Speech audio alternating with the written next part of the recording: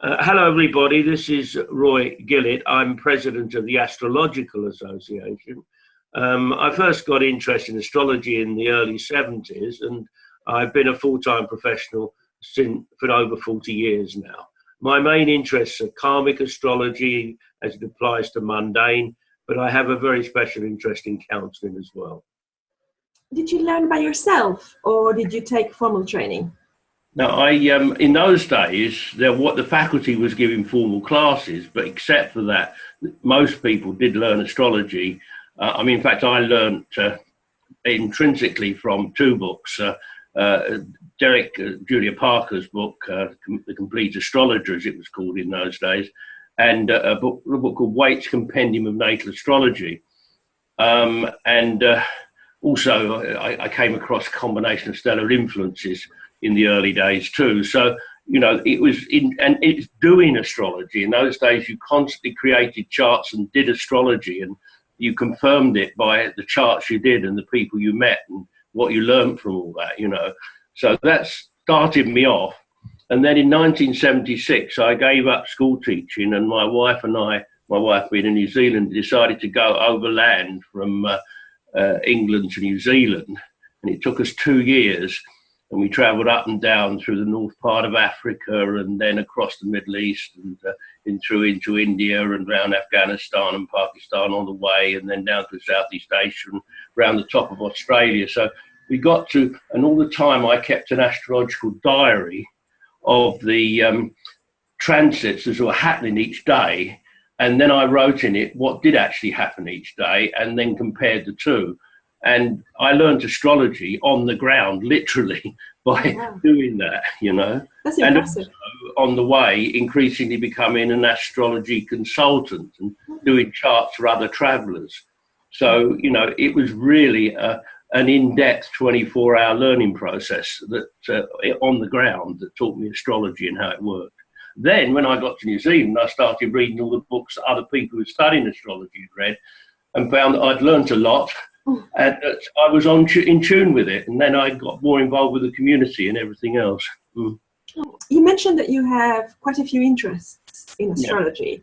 How did you choose those particular areas of specialization? Well, as I said, there was two things. First of all, practically, I was moving around the world and learning about different cultures. So that made me very interested in people and how they behave. And particularly before I got into astrology, I was a social activist, in Brighton of all places. I was in the early days of Brighton, and when I went to college and that. So, so I obviously brought astrology into my political and social enthusiasm, but also it's doing charts for individuals and learning so much every time you interpret a person's chart, and then you heard them tell you back what you told them, and realised that you'd understood it even better. The astrology described it even better than you could, and although you'd sort of been halfway there, and all the time getting better at it. So I got very enthusiastic, did thousands and thousands of individual charts for the first 15 years of being an astrologer. And at the same time, every 3 months and then every year, I published astrological diaries, which described a day-by-day energy, which helped me understand social events. And I've been carrying on doing that. I still do it in the Astrological Journal now. I write an article every 2 months that describes the challenges of the world. So this has made me enthusiastic about people as well as the world they live in and the political and social circumstances they're confronted with. When you do work on actual charts, which tools and techniques do you favour? Now, this is the amazing thing, of course, being the person who supports solar fire in Britain and wider than that, I know I've been confronted with just about every tool you could possibly use on a chart. But I hope the listeners who watch or watchers of this will be pleased to know that I use very few of them, not because I don't think they're any good, but because I think every astrologer should find the tools that give them insight into the actual living experience of the person they're advising or the situation they're describing. So for me, obviously the basic natal or event chart is the core of it. Also understanding the social context which is given by the outer planetary situation that lies in the chart. And thirdly, then looking at the developments of the chart, I look at the secondary progressions. And I also, obviously, I see that the natal chart is how you're born or how the event is established. The progressions is how it will incline as it goes through its unfolding from the beginning through life. And the transits are the way the world is coming to meet that dual procession, that dual process. And I try to look at the chart in terms of that. But within that, I'm very aware of the idea of rulerships and the transposing of rulerships and final depositors and which decade things are in, and particular sensitive degrees of where the fixed stars fit in and eclipse patterns. And I could go on and let a lot of the stuff that we all know about, I bring into that basic structure I've outlined. Oh, that's amazing. Sometimes I use directions, but no, solar arc directions as well. Yeah. The crucial thing is to respect the confidentiality of the client. How do you prepare for a reading? Assuming that because of your experience, you probably don't take that long. One of the things I try to teach new consulting astrologers is not to get too attached with their preparation. That doesn't mean I don't think you should prepare for a client. But you can become so obsessed. I mean, I do a number of demonstrations where I show how not to do an interpretation. And one of them is to start talking to the client in full of technical information they can't possibly understand. You were prepared for hours and hours the previous night, you know. And so, I mean, my point of view, I found, I mean, if I don't know, I said my chart very quickly, but if people look at my chart, they'll see that I am pretty good at doing things, seeing things very quickly and very clearly. And so I can look at a chart and interpret it just like that. I don't do that. I mean, I always prepare the chart in advance. I always have a look at it, have a bit of a guess about what I think will come up. But then I like to leave it free, because the way I do charts is I don't want to know anything about the client before they come, unless they insist on saying, look, I must come to talk to you about this. But ideally, I don't need to know anything. I want to describe the chart to the client for a little while in plain language, just like a translator, translating the symbols into ordinary English, and then hear from them what they felt about what I told them, so that the chart becomes a neutral tool that we can use together to discover what comes next in their life. So in a way, the interpretation of the chart and their feedback, which is the first half of the consultation, is a kind of a process of discovery that we share together. And out of that comes the second half of the consultation, which is what do they want, what are they looking for, what do they need, what decisions and questions do they need to find answers to for themselves. And again, my approach towards astrology is that the astrologer is not there to tell people what's going to happen or tell them what they ought to do, but help them discover for themselves their circumstances and help them learn what will happen if they take certain courses, what might happen if they take certain courses of action, but always give them a choice to make the decision for themselves. So in all that context, my preparation is really to prepare my mind for giving totally and absolutely my time to the client through that time to experience their chart and their life together with me. I mean, there's nothing wrong with being conscientious and preparing, but you shouldn't let your what I'm trying to say is, I mean, it's easy for me to talk, and I think all astrologers have got to find their own technique. There's not just one way of doing it. But at the same time, no one should ever feel they've got to spend hours and hours and hours preparing for a consultation, unless there's a very special reason in their personality that they need to do that, you know. Thank you. So you have published several books, several great books. Which ones are you most proud of? Well, I guess really the Secret Language of Astrology was an incredible privilege to be given the opportunity to write that and to be given a team of incredibly talented artists and layout specialists and a beautiful editor. The woman who edited it closely with me was an absolute jewel. And to have a chance after all the years I've done in mine, it was a time when I had about 40 years experience behind me, and to have the chance to present it so beautifully was a wonderful opportunity. And it is, when I look at it now, it is a very good introduction to astrology, and yet it's not just a superficial introduction. If you look at the planetary interpretation, you go quite deeply into my experience of mundane astrology with the outer planetary cycles and so on. So the Secret Language Astrology is the one I am most, in a way, proud of as a personal achievement. I'm very pleased to have written Astrology and Compassion, which is my first main book, which really tells them my gospel of what I believe astrology is all about. And I'm also very enthusiastic about my latest book, which is all about the world as it is today, which is only just, the relevance of which is only just beginning to be discovered as we come into the Capricorn stellium period of the next 2 years that lie ahead. And of course, what you also mentioned, that it was a wonderful privilege to be given the chance to supervise excellent translations of two of André Barbeau's books. André Barbeau, one of the great astrologers of the 20th century, and never translated fully into English before in a full book. And so I was able to enable that to happen, to lay it all out and to supervise the translation. And so I don't know which one to choose, really, for different reasons, all of them, I suppose, yeah. And any books that you've read this year that stand out for you? Yeah, I know, that it suddenly made me, I look at my bookshelves and I see so many books that I've read over the years, but like, I'm going to choose two books. And they're books that I've read because I'm preparing for this big conference in India in January. And this one here, I don't know if people have seen it, it's called Galactic Alignment. It's not specifically about astrology, but it's about all the various Egyptian, Vedic and Mayan myths which seem to be about the great year cycle and the galactic center. It's an incredible book of scholarship.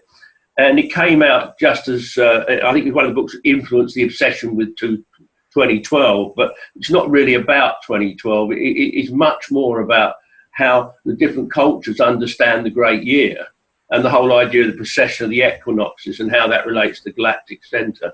And I found it very useful to have so many of these different cultural understandings put into my mind so I could put in perspective what I was doing for this lecture. And the other book, which is not about astrology at all, it's called The Echinocracy.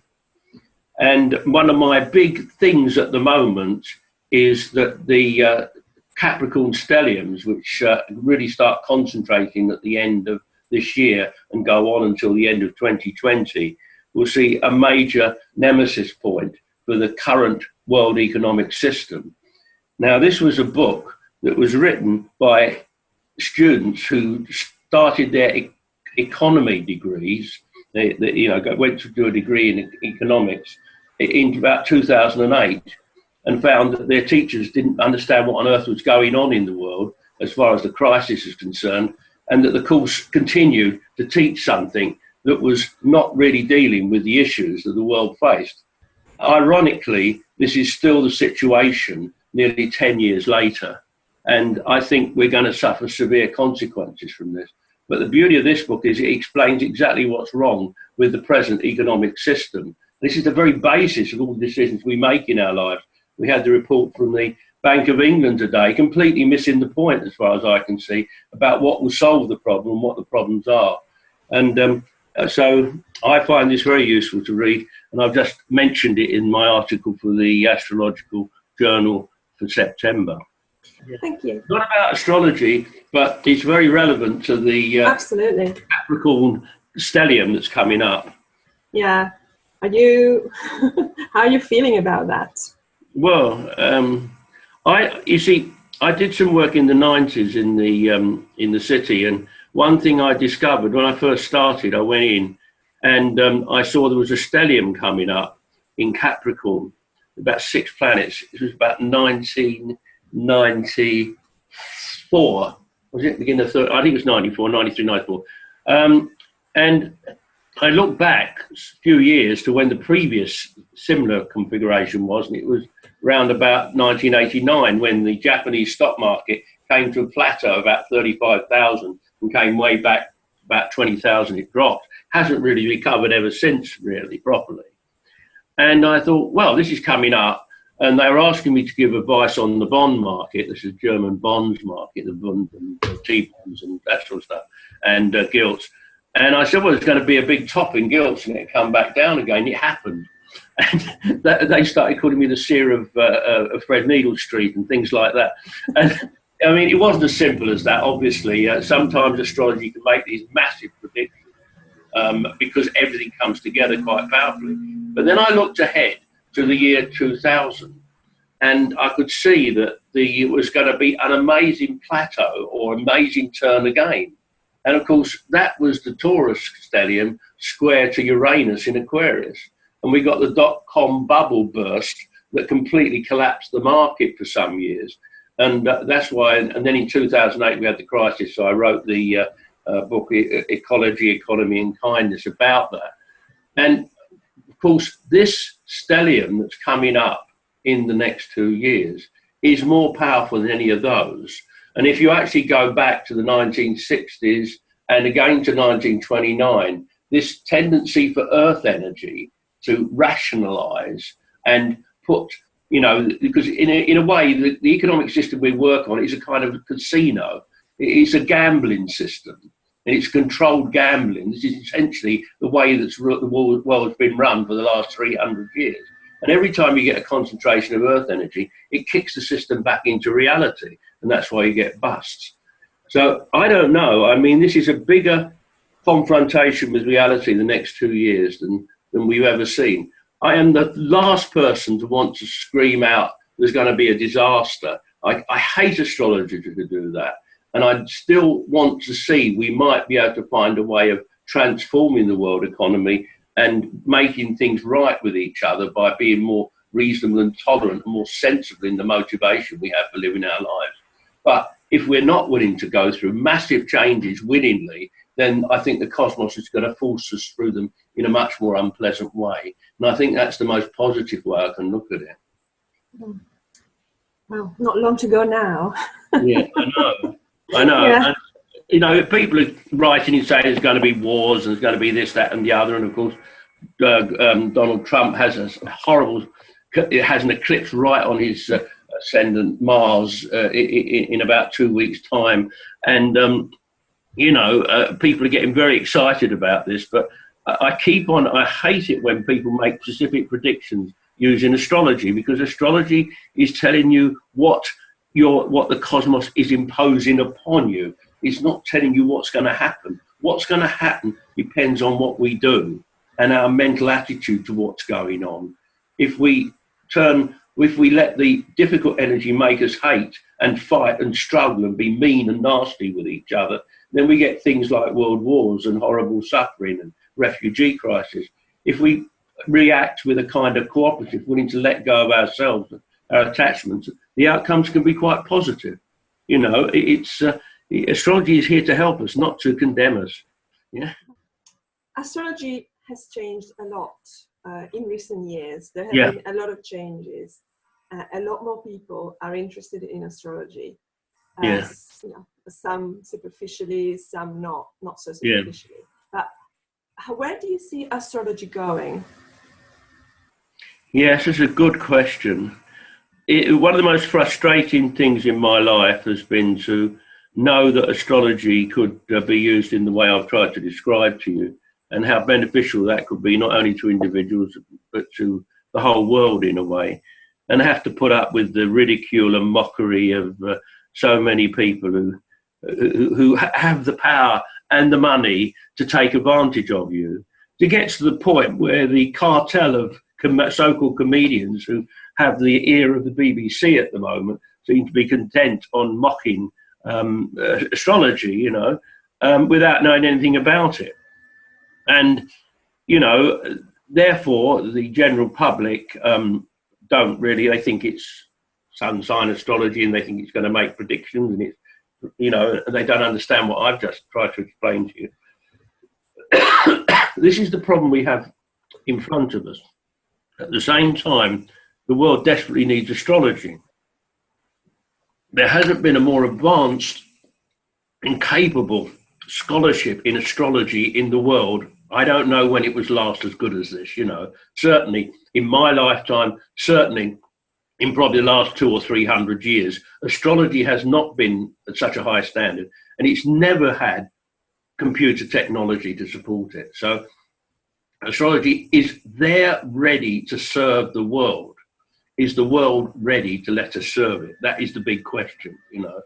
As I mean, when I wrote Astrology and Compassion in 2004 to 7, 8, I thought this is the book that's going to tell the world just how valuable astrology can be. And it was well received by astrologers, but hardly understood by the general public, you know, which is understandable. But like, this is why I felt that The Secret Language of Astrology was an attempt to give to the general public an intelligent capacity to use astrology for themselves and see if it worked. And, you know, it has sold a lot of copies of that, and it is helping to help. But it's tens of thousands. It's not hundreds of thousands and millions is what we need. But so I'm trying to answer your question. I'm not answering it. I'm just saying what the problem is. We can only keep on making the knowledge available and insisting that the knowledge is assessed in a way that we feel is all right. And we must avoid the danger of trying to show we're clever by making silly specific predictions which only blow up in our face. If you make simple predictions, you will either end up getting it right, in which case you'll be chased forever as the great expert who's always going to get it right until you get it wrong, and then you'll be laughed at, or you will get it wrong and everybody will say what a lot of nonsense astrology is. The important thing is to stand our ground and say, this is what astrology can and cannot do, and this is how astrology can help, and make sure that when we are asked for that help, we give it well, and it is appreciated and supported. If we can do that, then there might be a very good future for astrology. Until we do that, there won't be. Oh, that's fantastic. Thank you. Thank you for the message. I don't have any more questions to ask you. I think you've answered them all beautifully. Yeah. Is there anything else you would like to add yourself? I think probably the way I ended just then is probably my message. I just feel that the very special thing about astrology is, you see, we get the people who attack astrology, often they claim, like something like Jeffrey Dean, for example, or others claims, oh, well, I really wanted astrology to work, but somehow it's let me down. It's a bit like a lover who didn't love them anymore, you know. Oh, so therefore, and then they get very nasty. Oh dear, she let me down. You know, it's that kind of attitude. And like, it's not that at all. Astrology is greater than any of us. And every time you feel astrology has let you down, it's because it's asking you to be a bit cleverer, to learn more, to get deeper, to look deeper, to look, you know, every time that a particular aspect doesn't come out regularly, it's not because it's not working, it's not because you've missed it. I mean, just give you one very practical example. When I was working on financial astrology, we discovered that from 1980 until, for every year, we're coming up to 1995, I think it was.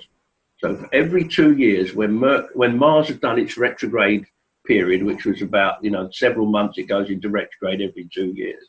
And it had happened every 2 years, the markets, the main equity markets went sideways. They consolidated and then they recovered afterwards.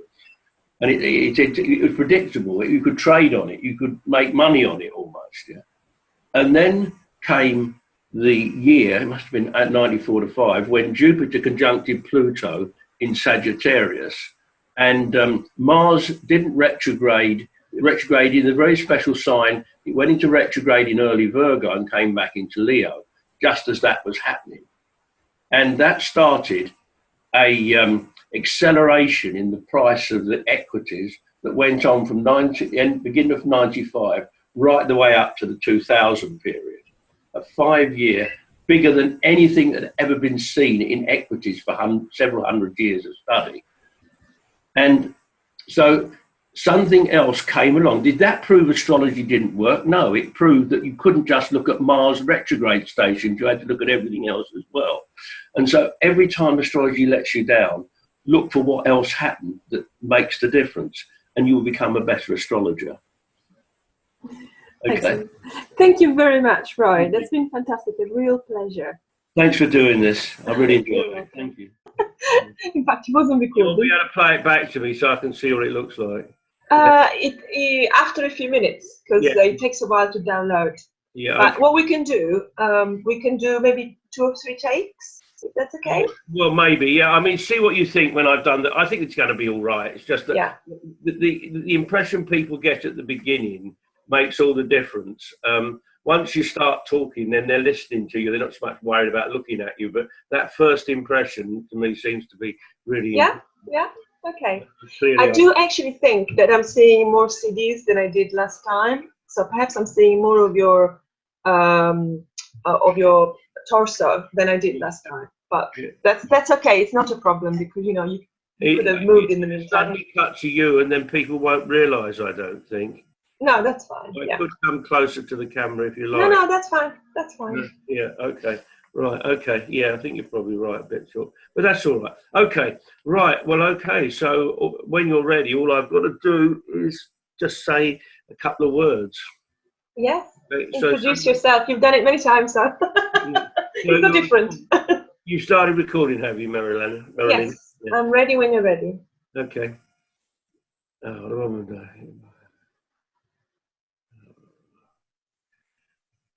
Hello, everybody. I'm Roy Gillett. I'm president of the Astrological Association, and I've been interested in astrology since the early 1970s and been a full-time professional for more than 40 years. My main interests are karmic astrology, mundane, and particularly interested in counselling as well. Perfect. Do you want to have another go, just so that we're sure? Yeah. Yeah. Okay. Go on then. Yeah. Okay. Whenever you're ready, take your time. Hello, everybody. This is Roy Gillett. I'm president of the Astrological Association. I first got interested in astrology in the early 1970s, and I've been a full-time professional for over 40 years now. My main interests are mundane and karmic astrology, and I have a particular interest in counselling as well. Excellent. Is that all right? Yeah. That one I made a mistake. Can we finish on a smile, or is that too much to ask? Okay. Yeah. I'm lucky. I'm always thinking internally. This is always my trouble when I'm doing this sort of stuff. It's all right when I'm relaxed and interacting like I'm talking to you now. But when I'm doing anything, I think I must say that right. I must get that right. It's all in here. It's not out here, you know. Right. Okay. Hello, everybody. This is Roy Gillett. I'm president of the Astrological Association. I first got interested in astrology in the early 70s, and I've been a full-time professional for over 40 years now. My main interests are karmic astrology as it applies to mundane, but I have a very special interest in counselling as well. Excellent. Really like that. So, I don't know. Do you want to try again, or do you want to do something else? No, I think that's all we need, Marilena. Okay. As long as you felt when you saw it that it would be, was it relaxed and that? Do you think I was relaxed, or was I? Yeah, I think, the smiling really helps. But you were, I can show you later if you want. Yeah. In a few minutes. Yeah. How long will it take? I don't want to spend. It usually is about 5 minutes at most. Yeah. Why don't you just? You'll be able to upload all of them, will you? And then we can choose which one. Would it be possible to do that? Or I'll just send you a link to this. So to this video, I won't cut it. Yeah. And you can tell me which one you prefer. Okay. All right. Then, since we've gone to this trouble, we might as well do the final bit. Yeah. Okay. Thank you. So, what do we do? Shall I go offline and come back to you, or shall we just wait a minute? No, we can do it. We can do it now. Yeah. Just hang on. Okay. Well, you tell me when it's ready then. No, sorry. Actually, and it's best if you go offline. What I'll do, I'll send you this video by email, and then you just tell me. Yeah. Yeah. Well, I just send you an email. I'll send you an email. Okay. Do you want to do it one last time? Okay. Looking looking kind of cheerful. Really cheerful. Okay. So. Again. Hello, everybody. I'm Roy Gillett, and I'm president of the Astrological Association. I first got interested in astrology in the early 1970s, and I've been a full-time professional since, don't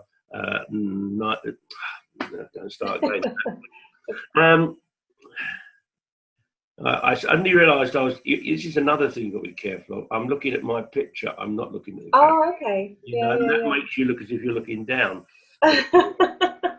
Hello, everybody. I'm Roy Gillett, and I'm president of the Astrological Association.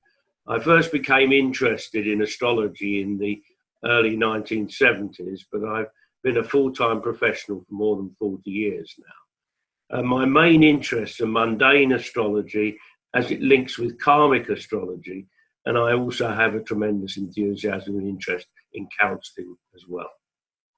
That was beautiful. Thank you very much.